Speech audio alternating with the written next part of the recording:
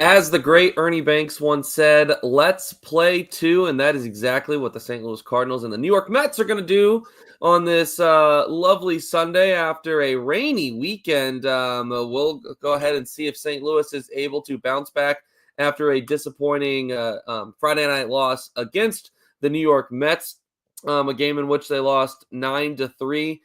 This is the Cards Hub 365 show. I am Ethan Hannaford, joined today by my friend Stefan Caray, and as always, Cards Hub 365 is powered by Gray Bar here on Sports Hub STL, presented by DraftKings. The crown is yours. Stefan, we have discussed Friday night enough because of the rain out yesterday, so we're not gonna harp too much on what was a disappointing performance. One we have something we haven't seen a lot at Busch Stadium this year for the St. Louis Cardinals. We're going to hope that St. Louis is able to put together a couple of solid games today, like they were able to in their previous doubleheader against the Cincinnati Reds, a day that they pretty much dominated score-wise. Yeah, no, nobody expects a twin bill, and you never know what's going to come when you have two games. I mean, with regards to the twin bill, just ask my mom in the summer of 1999. She didn't expect that to happen, and it's been crazy ever since. So, hopefully the Cardinals have a really good performance in this doubleheader like they did against Cincinnati. There are some similarities between this one and the one over in the Queen City. You have a starter that's making his major league debut. Let me know if you've heard this one before. You have the Cardinals losing a couple of key games, trying to get closer and closer to 500. Their offense is starting to figure it out a little bit, but against a tough opponent that can really score some runs and have been extremely hot lately. So explain this one to me. You Caray's all brilliant baseball minds. You should be able to tell me this. The Cardinals, it seems like prior to Chase Petty in that series against the Cincinnati Reds, have traditionally had an issue against these either very young starters or new to the league starters, whether they're making their debut or it's very early in their career.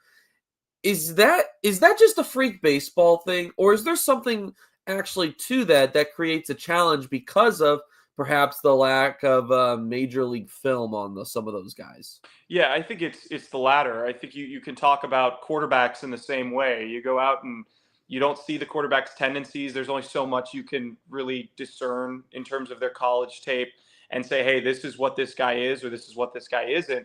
You don't know that. You don't know that until they play in a major league game and see what they do against major league hitting or major league pitching if you're an offensive player. So over time, teams start to figure players out. Baseball is a game of adjustments. You have success, and then you're going to have some failure. The way that it was described to me by one of my dear friends back in Amarillo when he was working for us as our video coordinator was, think of baseball as a prize fight. Somebody's going to throw a punch, and they're going to hit you. You've got to figure out how to hit them back and hit them harder. Yeah. And those who can't hit back are the ones who can't stay in the game. Those who can hit back are the ones that you hear about on ESPN. So I think that it is a game of adjustments, and with tape and with film and with all of the analytics that they have now, you start to figure out who these players are. And sometimes careers start better than others, but hopefully the Cardinals can get after one of the best named players in all of Major League Baseball, Blade Tidwell, today in game number 1. That is most definitely up there. So we'll see if St. Louis is able to do so. We want to hear your guys' thoughts in the chat. Chris mentioning, simple fundamentals. Stay off the low pitches. Let's not chase, guys. All right.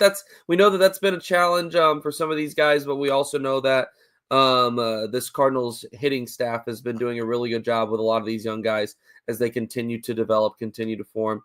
And create some of that discipline at the plate, which in large part still has been a strength of this team this year. So we hope that St. Louis is able to work out some of that scar tissue that was created just a couple of weeks ago in Queens, New York, when the Cardinals were swept in 4 games by the New York Mets. Stefan, what does St. Louis, you take into consideration Friday night, that's 5 straight losses against the Mets, which are as deserved, one of the best teams in baseball.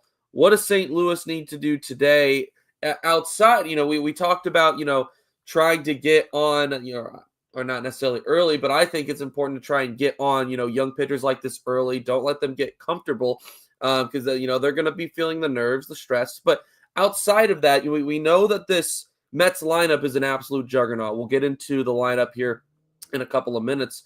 What is St. Louis's Eric Fedde, who's been a little bumpy the last start or two?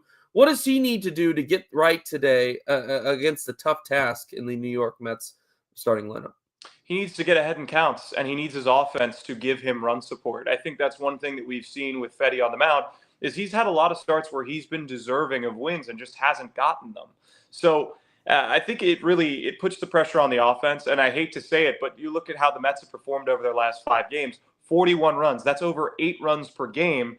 I mean, the Cardinals are going to have to go out and score in a flurry. They're going to have to score in the early, middle, and late stages of this game, and of course the later game to be successful. Now, they've been on both the receiving end and the losing end of some big doubleheader performances. You remember back in Boston when they dropped a 2-run lead in game 1 of that twin bill and then were blown out in game 2. Usually how you perform in game 1 impacts how game 2 goes in doubleheader. So if you win this one, you get some momentum going into game 3 or game 2 of the doubleheader, if you will, and you find a way to win the series. Now, it starts with game 1. It starts with going out there and executing, but I think the pressure is on the offense. And back to the comment about the fundamentals, look back at the first game of this series. There's one play that I think has really flown under the radar. It was Wilson Contreras dropping the double play over at first base. The Cardinals have been so good defensively. Wilson Contreras has exceeded every expectation at first base. But one of the calling cards of this St. Louis team is they've caught everything. You don't catch that ball, it's 4-3. Suddenly it turns into 6-3. It's a 4-run inning instead of a 2-run inning, and you're chasing 3 runs against one of the best pitching staffs and bullpens in the league instead of being down by 1 at home. So if you catch the baseball, if you hit the baseball, you're going to have some fun here in game 1. The sad reality too is the Cardinals missed a great opportunity yesterday to rally around John Gruden being at the ballpark. Boy, was he blowing up his social media this weekend in St. Louis. Of course, we know it was a Game 6 of the first round of Stanley Cup playoffs at Enterprise Center on Friday night. But then we see pictures of him yesterday, or videos doing his unboxing in one of the first pitch rooms. He finds out he's going to be throwing out the first pitch. It goes into a rain delay. He's sitting in the clubhouse with Lars Nootbaar and Nolan Arenado. How amazing was that content yesterday? And I love the Cardinals getting in on some of the love that he's been able to give to the Blues. Marketing genius right there. The fun to keep up with and fun to see a well-known icon in sports showing some love for St. Louis and specifically the Cardinals yesterday, even though they weren't able to get the game in. Yeah, I mean, think about the teams that John Gruden has coached, whether it's the Raiders or the Buccaneers, really gritty team that go out there and execute and play fundamentally sound. So it's no surprise to me that he has kind of jumped on the Blues bandwagon and would kind of flock over to the Cardinals, no pun intended. He's been great. It's been great seeing what he's been able to do post-coaching, post being an analyst at ESPN, and just to see him really supporting a team that I think needs some energy, a team that wants to like the nightmares rather than be involved in one. So, it was a really good idea. I wish I could have seen his first pitch. I'm sure it would have been a strike. But maybe that positive energy, that high energy, the excitement of Gruden will rub off on the Cardinals, and they can find a way to win both these games today and set themselves up nicely for a series at home against the Pirates. But they played a lot of doubleheaders, so they're going to be a little bit fatigued. Yeah, that's a good point too. This is amazing. We are barely into May, and the Cardinals are already playing their third doubleheader. So that this St. Louis weather is unpredictable, and it is once again proving to be so. Just a reminder that this is Card Sub 365. I am Ethan Hannaford. He is Stefan Caray, and Card Sub 365 is powered by Gray Bar here on Sports Hub STL. Gray Bar, your distributor for electrical and datacom needs, and of course, as always, is presented by DraftKings. The crown is yours. As I pull up our handy dandy graphic here, a reminder that you can download the DraftKings Pick 6 app now and use the code STL Sports. That's code STL Sports for new customers to play just $5. Get $50 in Pick 6 credits, better payouts, bigger wins only with Pick 6 from DraftKings. The crown is yours. Gambling problem? Call 1-800-GAMBLER. Help is available for problem gambling. Call 888-789-7777 or visit ccpg.org in Connecticut. Must be 18 and over. Age and eligibility restrictions vary by jurisdiction. Pick 6 not available everywhere, including New York and Ontario. Void where prohibited. 1 per new customer. Bonus awarded as non-withdrawable Pick 6 credits that expire in 14 days. Limited time offer. See terms at pick6.draftkings.com/promos. It's Ethan Hannaford and Stefan Caray on Cards Hub 365 ahead of a doubleheader for your St. Louis Cardinals against the New York Mets. Let's go ahead and let's look through these lineups, Stefan. We'll start off with the visitors. The New York Mets will trot out this lineup in the game 1 of the doubleheader, which is set to begin at 12:15, by the way. Francisco Lindor will start things off. He'll be playing shortstop. He'll be followed by Juan Soto, who will be out in right field. Polar Bear Pete Alonso's batting third and playing at first base today. DHing in the cleanup spot is Brandon Nimmo. He'll be followed by Jesse Winker, who's out in left field. And then in the five spot, behind the plate will be Luis Torrens. Batting seventh will be the second baseman Jeff McNeil, and the lineup will be followed up there in the 8-9 spots by Luis Angel Acuna, and in center field, Jose Azocar. That is the lineup that the New York Mets are bringing about. And as we talked about, Stefan, it is a juggernaut. There's some big names there at the top of it specifically. And I tell you what, I obviously haven't kept up with what the Mets have, the lineup has looked like on a day in, day out consistent basis. But when you get to the point that you can have Jeff McNeil batting in the 7th spot, batting just a tick under 320, you know that's going to be a challenging lineup to face off against. And hey, we got to give love to the guys at the bottom of the lineup as well. Luis Angel Acuna has been making a name for himself as well down there. He's batting a solid 290, and then Azocar doesn't get nearly as much playing time, but I mean, he's taken advantage of the time that he's out there as well, batting 385. So when you have guys like that performing like they are at the bottom of the lineup, you know what you're going to get from 1 through 5 in that lineup. You just do. You certainly. When you can have those guys lengthening it out, it makes it that much more difficult to face. Yeah, absolutely. I mean, I saw Luis Angel Acuna play in the Texas Rangers farm system before he was traded for Jacob deGrom. Actually, I forget who it was. But the reality is that this kid is extremely versatile. He plays the game the right way. He's fast. There were a lot of conversations. Was it going to be him or Brett Beatty as the second baseman for the Mets? It looks like it's Luis Angel Acuna. And the Acunas just continue to torture and terrorize the National League East Division. You just can't escape them. But, look back at what Pete Crow Armstrong said about hitting 7th for the Cubs. And I don't want to add any fuel to the fire for the Redbird faithful, because we know that the Cubs, it's like a curse word when you bring that team up. But hitting 7th in that lineup, there's a ton of protection. You have Pete Alonso, you have Juan Soto, you have Francisco Lindor. If you're at the bottom of the lineup and you're leading off an inning, or you're hitting second in an inning with an RBI chance, you're not super worried because you trust the guys behind you are going to drive them in. I think that it's a really well-assembled team. They've dealt with injury in the beginning of the season. Now everybody's starting to get healthy. Alvarez getting back. McNeil, former batting champ, getting back. You have Pete Alonso, who was named the April NL Player of the Month. So they're getting really, really good production. And we knew the Mets were going to be good after their phenomenal year last year, and then adding Soto to the mix, adding Holmes to the mix. They have a ton of really, really talented players, and they're going to be a force to be reckoned with in the National League. It's just up to the Cardinals to snap an 0-9 in their last 9 meetings skid. The last 9 meetings the Mets have won against the Cardinals, so they need to find a way to purge those demons. You want to know the longest straight drought the Cardinals have had against one particular team? Bring it, baby. The 9 games?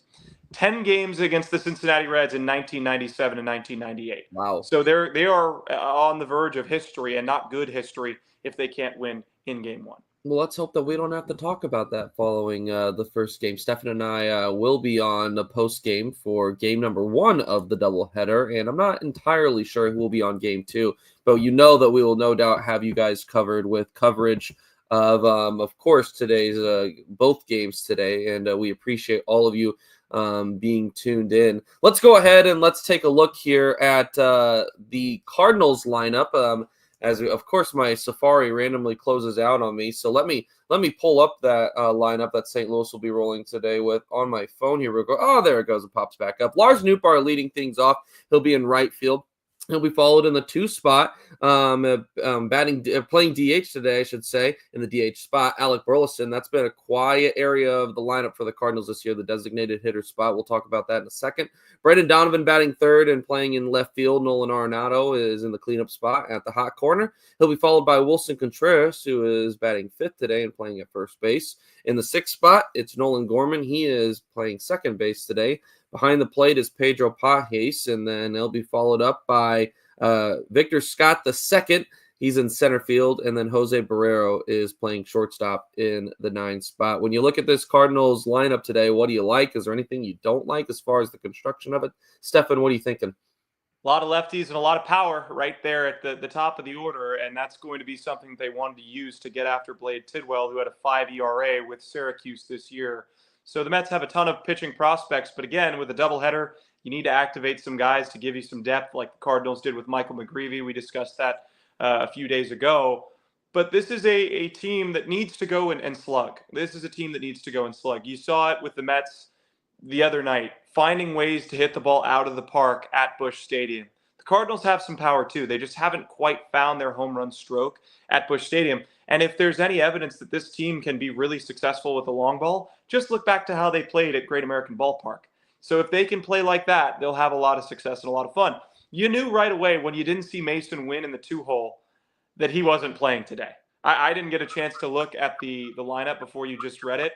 Mason Wynn has been so good as the number 2 hitter for the Cardinals, but it makes sense. Give him game 2 to focus on everything. Maybe if you need him late in the game, bring him off the bench. But Jose Barrero is going to get a chance to show what he can do against a young starting pitcher who, he may have seen in the past, whether it was in Memphis or in Louisville during his Cincinnati Reds days. This is something that I think Ollie Marmol has thought through. Give the young guys a chance to flourish a little bit against a young starting pitcher so they're not overwhelmed by one of the other Mets starters that can be extremely, extremely tricky to deal with. So I like it. I like the lineup. I like the way that it's constructed. You have power and you have speed top to bottom. I think they go out and they score a bunch of runs today and hopefully take game 1 of this doubleheader. I like the sound of that. And I mentioned while going through that lineup that the designated hitter spot has been an area of the lineup that has been a struggle for them this year. Alec Burleson there today. He's been there a good chunk of the season as well, but the numbers haven't been pretty from that spot. The OPS in the mid-5s, I think only 2 RBIs last I had seen a couple of days ago. No home runs. Stefan, the designated hitter spot, right? When you think of one word to define it, it'd be power, right? I mean, that's what that spot is meant for. The Cardinals haven't been able to get the production out of that spot that other teams are getting, and despite the offense in large part being excellent to start off the year, that's been a huge bright spot in a negative way. It's been, I guess I should say, it's been a dark spot for them, but the lights are on it as far as the attention. Obviously, it speaks a lot to the guys specifically who've been in that role. And like we said, in large part, that has been Alec Burleson, who's off to a slow start this year. But you can also take into consideration, Ivan Herrera and the Cardinals losing him here. But being close to getting him back, I know that Mike Claiborne a couple of days ago on Cards Up 365 had mentioned that he thought that there was a chance that the Cardinals activated him off of the injured list today. We haven't heard anything, so not to say that couldn't happen here in the next couple hours and he potentially plays game 2, but we haven't heard anything up to this point. So back to the DH, the Cardinals, obviously it goes without saying that getting your designated hitter, whether it be Gorman, whether it be Burleson or Herrera, it'd be nice to get a little bit of production from that spot. Yeah, I think there's something to be said about what the DH role entails when you're an offensive player or when you're just a baseball player. I have an anecdote from my time calling games in Amarillo, and I know it sounds like a broken record, but I'm going to harken back to it. There was a player that we had on our team that was a catcher DH. Those were his positions. He was an outfielder, then they converted him to catcher. And I noticed when this player would hit and would have a flurry of hits, it was only when he was catching. He'd have good games as a DH, but his best games were when he was catching. Then I started to look at our other players that would get DH days. They wouldn't hit quite as well. I think there's something to be said when you are a baseball player and you have to play in the field. You are focused all 9 innings. You're focused on your role for 9 innings, and there's a consistency to that the DH kind of throws a wrinkle in. When you're a DH, you've got to focus on when you hit and when you hit alone. When you're on the field, you have to be ready for the ball to be hit to you at any given time. Now, that's extra important when you're a catcher, right? You see more pitches, you get a better awareness of the strike zone, you're taking better. But I think that as the DH, some of these guys are missing days at their natural position, and it's tough sometimes to get motivated just to hit. Yes, there's a resting aspect to it, but at least that's what I talked to this player about, is he said, I always hit better when I'm catching, or I always hit better when I'm in the field. I feel a little bit more locked in. So I wonder if the Cardinals are going through that a little bit. You certainly would like to see more offense, definitely more power from that group, because they have Burleson, they have Luken Baker, they have Contreras, they will have Herrera. And I think he's going to change everything for St. Louis when he comes back. It's hard to see because they've come up in a lot of big spots, and unfortunately, they just haven't quite hit the ball on the screws as much as you would like them to. I'm pulling up a stat right now. I'm just out of curiosity seeing where the Cardinals rank in 2025 as far as some of those designated hitter numbers. Something that I am curious of, Stefan, and numbers can lie, right, a little bit. But I'm curious if some of these teams that, maybe having a little bit more success from the DH position right now are rolling the same guy in that spot daily, and that has become their designated position, right? So that is something I'm curious of. So let's take a look here at some of these numbers. Batting average wise, the Cardinals rank for designated hitters, STL, 25th with a 200 batting average. The on base percentage is 23rd at 289. The OPS, well, let's do slugging. That's power's sake. 30th in baseball, 232 slugging percentage. The OPS is 29th at 521. So that's pretty telling. I mean, they are, and this one may be the most jarring stat of them all. No home runs. The only team in baseball that does not have a home run from the DH position in 2025. So there's no hiding the fact that the Cardinals, it has been they have not gotten the production from that position that they have preferred to it. And Space pointing out that Bernie pointed out that Contreras performed better on days that he caught versus DH, which is an interesting stat, and I never thought about it from that perspective. But it makes you wonder.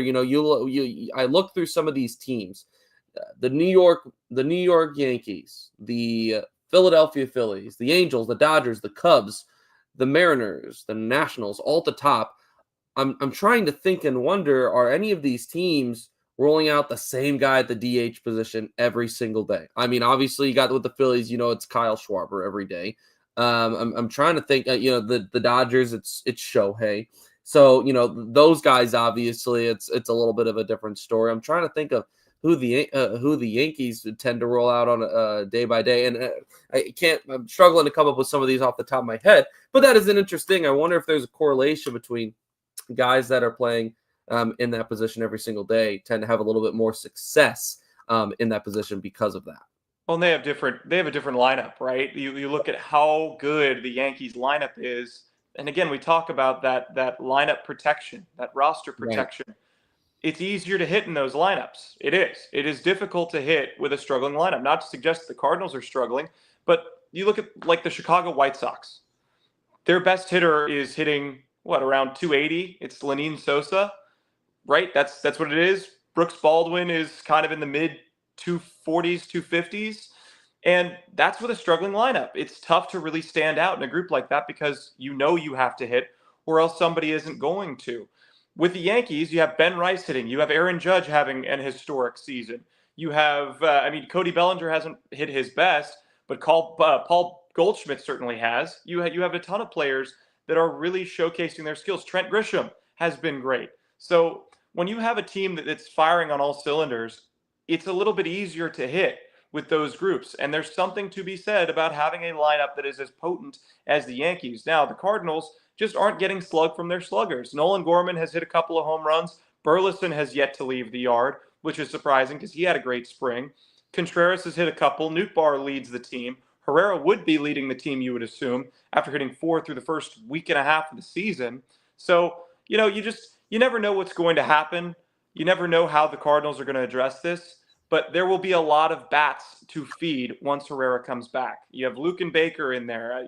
Who knows what the corresponding move is going to be, but you would assume that it's going to be a right-handed hitter that gets sent down, whoever it may be, whether it's they decide, hey, we're going to rock with Mason Wynn every day and let Brendan Donovan play shortstop. I don't know if that's what they're going to do and then send Barrero down.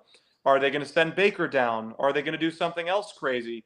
I have no idea, but Herrera is going to solve some of those problems and help alleviate the pressure that is the DH role. And if they can't find slug over the next couple of weeks, maybe they think about moving the DH spot down in the order and let the guys that have been slugging slug. Go ahead and let the position players hit 1 through 6 and then move the DH down to 7 and use it as sort of a de facto rest day for some of your guys, whether it's Mason Wynn or Lars Nootbaar. I don't know how they're going to address it, but I know they're going to get creative. They always do. Ghostface Gaming saying, I thought Burley was going to do better. He used to rake. He looks a lot different this season. And, something interesting to consider with him as we begin to wrap here is, it's not just this season, right? I know you mentioned he had a solid spring, but he also struggled for the last couple of months of 2024 as well. And at the conclusion of a season, you look at that and I don't think you're very concerned. You look at the overall product because baseball is going to have that. I wasn't taking the struggle at the end of 2024 into consideration for what my lineup construction at the beginning of 25 was going to be. It's just baseball's too long and too hard of a season, right? But now you see that it's some of those things are starting to continue. He went from a very selective, disciplined guy at the plate to he's swinging at a lot of stuff, and he's still not striking out much, but he's making contact with everything, which was an issue for Mason Wynn for a good portion of last year. So it'll be interesting to see if Alec Burleson is going to be able to correct on some of those things. That is one of the challenges of Major League Baseball. He's not getting nearly as many fastballs, which is to be expected, right? We've seen other guys deal with that. Jordan Walker, Mason Wynn is kind of going through that as well. So that's part of adjusting, and I think, your dad says it more than anyone. The hardest part about the majors isn't getting here, it's staying here. And I think that we're seeing several Cardinals Nolan Gorman, Alec Burleson, Jordan Walker, Mason Wynn, even though he's had some success. We're seeing guys go through that period right now, which is why, the word's been runway that we keep hearing. And I know fans are going to get tired of it, get used to it, because you're going to be hearing it all year long, because that is the purpose of this 2025 season. I'm curious, Ethan, and I wonder if you could find this stat. It might take you a little bit of time, but what is the combined total of extra base hits between Jordan Walker, Nolan Gorman, and Alec Burleson? It can't be that high. Well, that's the question, right? Because Burleson is hitting pretty well for average. He hit 23 home runs last year. Mm-hmm. This is a guy that you expected to be one of your big sluggers. It feels like he's chasing that fastball at the top of the zone, popping up a lot. But I feel like it has to be combined between the three of them, right around 15, maybe less. I can't remember the last time Burleson had an extra base hit. I know Gorman had a couple in that Cincinnati series. Walker had a double. He's hit a couple of home runs, but that's tough over 30 games between three players to not have a ton of extra base hits from the main power threats of the Cardinals. Gorman has 5. Let's see. Walker has 2. And where's Burleson? And Burleson has 3. So it's 10. It's 10 this season from those 3 guys. And then loop in the home runs. What is it? It's 14? For home runs? Well, extra base hits and home runs. That was just double specifically. And then you add in the home runs, and let's see, you got Jordan Walker has 2, Gorman has 1, and Burleson has 0. So add an extra 3, so you're at 13. So going into the year, I mean, we all knew that how good this lineup was going to be would be based off of a couple of things, right? Okay, can Nolan Arenado, who's the heart of your order still, can he bounce back and have some sort of better year than he did in 24? But also, can we see some of those young guys start to pick up on some of the slack? That is kind of what we expected 2024 to be. Is, we saw the end of 23, we saw Goldschmidt struggle there towards the end. We saw Arenado even quiet down as far as the power goes. Could Jordan Walker and could Nolan Gorman take continued steps of improvement based off of what we saw in 23? And they couldn't. And it's kind of the same question for those young guys. Can they take those steps and get back to at least what they were in 2023, or a slightly better version of that? Where we've yet to see that up to this point. We've seen small bits and pieces of promise from those guys, but up to this point, we haven't seen them put it together for extended periods of time in 2025. So we're going to have to keep an eye on those two. Obviously, you look at from a success standpoint, I think that just as much as how many wins the Cardinals have this year, what do Nolan Gorman and Jordan Walker end up being in 2025 is as big a point of success for St. Louis this year as is the total win number. Absolutely. In a World Series or bust town, which the Cardinals fan base has been, this is a fan base that expects this team to win championships. You're also playing for the future, and you want to see what your core of the team will be able to do at the major league level and hope that there's more consistency. And they get a chance to prove themselves today against a young starter, and I think they're going to go out and execute, and hopefully they can take both. Absolutely. You said it right there. Stefan, Caray, and myself, Ethan Hannaford, today on Cards Hub 365. Game number 1 getting ready to get going here in a little bit over an hour. 12:15 start time. Fetty versus Tidwell. And then in game 2, it'll be Palante and Tyler McGill facing off. And that one will start at 5:15. We will have all of the coverage. Stefan and I will be on the post game following game 1, and then TBD, I believe, at least from my knowledge, on game 2, but we will have coverage. And then someone asked earlier in the chat if there will be a Blues Hub post game show tonight following game 7, and I ask you, is the sky blue? Absolutely, there will be. Well, I get, these days in St. Louis, you never know. So it will be after a win in game 7. The worst analogy I could have used there based off of this St. Louis spring weather. But yes, let's hope that it is a cheery post-game show for the Blues tonight following game 7, and I will be on that one as well as the guy, all the other guys from Blues Hub. So we appreciate you guys tuning in today. Before we wrap, Stefan, any final thoughts or anything? No, let's go out and have a good one. It's a great day to be a St. Louis sports fan, and hopefully all 3 teams, both red and blue, can get a victory today on a beautiful Sunday. There it is. You heard it from the Caray himself. We appreciate you guys tuning in. I'm Ethan Hannaford. He is Stefan Caray. This has been Cards Hub 365 on Sports Hub STL.